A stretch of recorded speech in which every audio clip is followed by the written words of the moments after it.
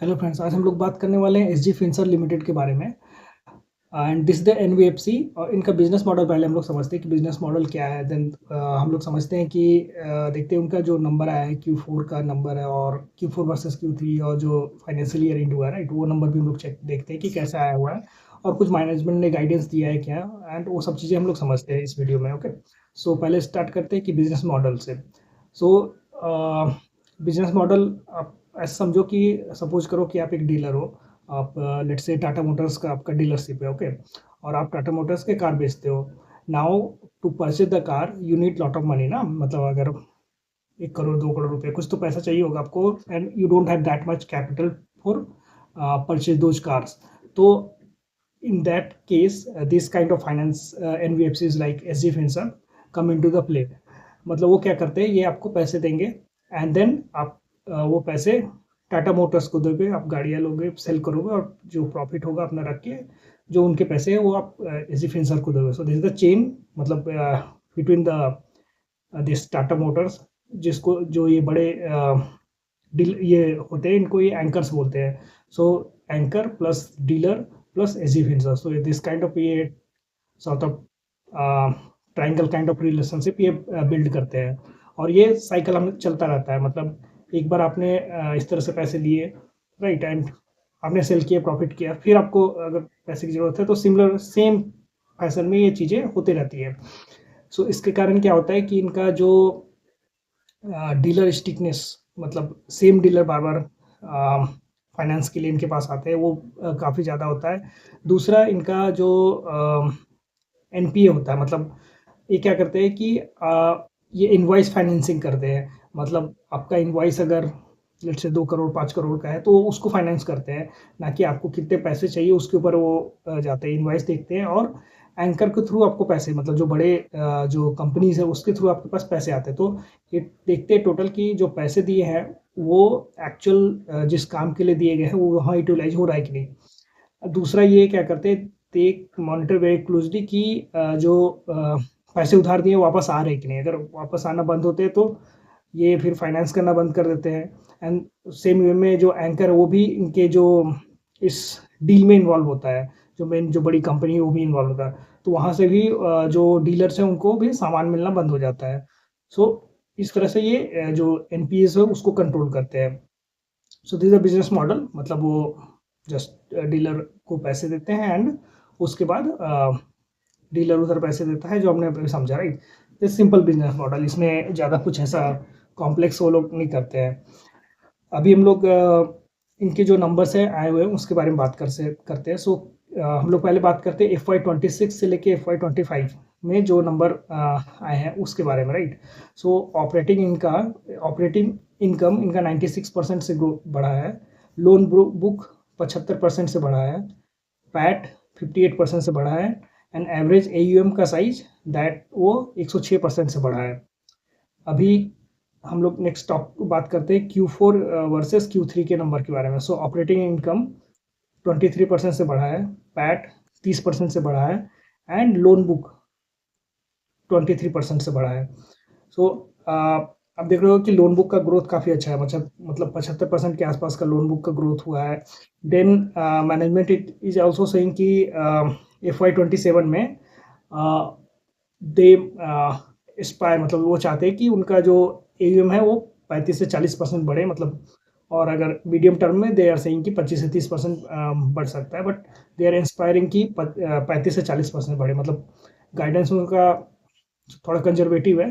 But what they inspiring is 35 से 40% का AUM का ग्रोथ का इंस्पायर कर रहे हैं। So this is the one thing about this business. Then उनका जो NPA है जो हमने अभी बात की, उनका NPA बिल्कुल नहीं है, मतलब वो पैसा उनका मतलब डूबता ही नहीं है, ऐसा है उनका अभी तक का सिचुएशन है राइट। और मैनेजमेंट क्लियर बोलता है कि they don't want to lose 1 रुपया भी, 1 रुपया भी वो मार्केट में लूज नहीं करना चाहते हैं, लॉस नहीं करना चाहते हैं। So that they clearly saying in their con calls. So that's the main thing, मतलब अबाउट दिस थिंग कि उनका NPA पहला कम है। देन जो हमने पहले बात की कि उनका लोन बुक का ग्रोथ काफ़ी अच्छा है। फिर नेक्स्ट थिंग हम उनका है कि उनका ROA काफ़ी अच्छा है। सो ROA का नंबर अभी का है 4.8% का, और मैनेजमेंट इज सेइंग कि हम लोग 4.5 से लेके 5% के बीच में उसको सस्टेन कर सकते हैं। एंड करंट आरओई का नंबर आई बिलीव जो अभी का आया हुआ है वो 12% के आसपास है, और टारगेट 14 से 16% का आरओई का नंबर का टारगेट है। Then one more thing that management told in their con call is they are targeting 10,000 crore का AUM इन 3 to 4 years में। मतलब अभी उनका आई बिलीव 4,000 करोड़ के आसपास का या 4,000 के आसपास का AUM है, राइट। सो 3 से 4 साल में they are targeting about this 1,000 crore का AUM है। सो ये सारे मेन चीज़ें मैनेजमेंट ने बोली अपने कॉन कॉल में। नेक्स्ट थिंग जो हम लोग बात करते हैं उन जो गाइडेंस दिया है उन लोगों ने अपने कॉन कॉल में। सो पहला गाइडेंस इज अबाउट AUM का ग्रोथ जो हमने अभी बात की, मतलब 35 से 40% का they are telling about the AUM growth हम लोग कर सकते हैं, और मीडियम टर्म में 25 से 30% कैगर से हम लोग ग्रो कर सकते हैं। देन पैट ग्रोथ का उन्होंने बोला कि 30 से 35% का हम लोग पैट ग्रोथ करेंगे। आरओए का हमने बात की 4.5 से 5% के बीच में रहेगा आरओए का नंबर।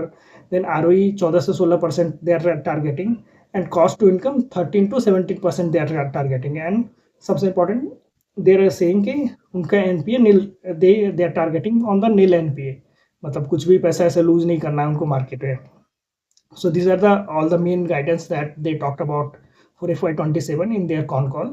Now अगर हम लोग अभी हमने बात की इस कंपनी के बारे में, तो इस कंपनी का जो रियल मोट है वो अगर हम समझते हैं बिजनेस का, सो पहला है कि एंकर रिलेशनशिप, मतलब वो एंकर के थ्रू डीलर को पैसा आता है, और डीलर के थ्रू जो भी प्रॉफिट वगैरह होने के बाद जो पैसा है उनको वापस आता है। सो ये जो triple relationship between the anchor, dealer और एसजी फिनसर्व के बीच में, ये हमेशा रहता है उनके पास। देन हमने दूसरी बात की थी कि डीलर का स्टिकनेस है, मतलब सेम डीलर बार बार आता है उनके पास पैसे के लिए। देन ये जो लोन जो देते हैं that is a short tenure loan, मतलब ऐसा नहीं कि 5 साल के लिए लोन दे दिया आपको।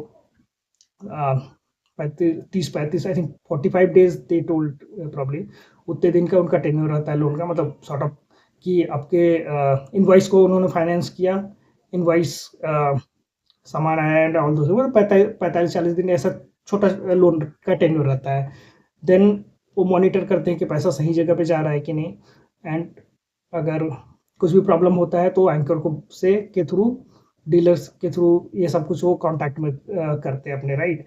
सो उनका जिसके कारण हमने देखा कि उनका एनपीए भी नील रहता है, मतलब एनबीएफसीज जो कि ऐसे हाई रिस्क बिजनेस है, लेंडिंग बिजनेस है, और उसमें उनका एनपीए नील है, right. And they also do the cross sell, मतलब और वहाँ पर उनका जो कॉस्ट है to acquire a new customer that is 0 है। और क्रॉस सेल में वो क्या करते हैं, सो लेट से हमने डीलर का एग्जांपल लिया था, राइट। सपोज आप एक डीलर हो, आपको पैसे चाहिए थे टाटा मोटर्स से सामान जो कार है वो लेने के लिए, राइट। नाउ वो तो आपको इनवॉइस फाइनेंसिंग उन्होंने किया, again you need some kind of working capital also, so that is the cross sell that they also do, मतलब वो भी आपको ये अलग से देंगे फॉर दिस वर्किंग कैपिटल, और जो भी बिजनेस के लिए आपको पैसे चाहिए हो चाहिए। तो इस केस में कैसा होता है कि उनका मतलब उनको सेम कस्टमर से दूसरे बिजनेसेस में मिलते हैं, और यहाँ पर उनका जो cost to acquire the customer है वो 0 हो जाता है। So this are the moat about this business. So अभी जो मेन चीज़ें जो हम लोग प्रॉब्ली आगे ट्रैक कर सकते हैं दैट इज उनका जो AUM का ग्रोथ का उन्होंने गाइडेंस दिया है कि 10,000 करोड़ करेंगे AUM इन 3 to 4 ईयर्स में, that we can see in the long term. दूसरा जो FY27 का गाइडेंस दिया कि 35 से 40% या 25 से 30% का कैगर का AUM का ग्रोथ वो देख सकते हैं हम लोग। अनदर गाइडेंस जो उन्होंने दी है एनपीए, सबसे बड़ा बात है कि एनपीए जो नील एनपीए अभी तक चल रहा है उनका, सो वो आगे भी वो सस्टेन कर पाते हैं कि नहीं, वो that we can take a look on that one. So now I think this is all about SG Finserv. अभी नेक्स्ट क्वार्टर में जब उनका रिजल्ट आता है तो विल सी कि how they are performing about their guidance. और कुछ भी अदर आपको कुछ इस एसजी फिनसर्व के बारे में क्वेश्चन हो, और किसी अदर बिजनेस के बारे में कुछ क्वेश्चन हो, तो आप कमेंट करो या फिर मेरे को एक्स में डीएम करो। Thank you.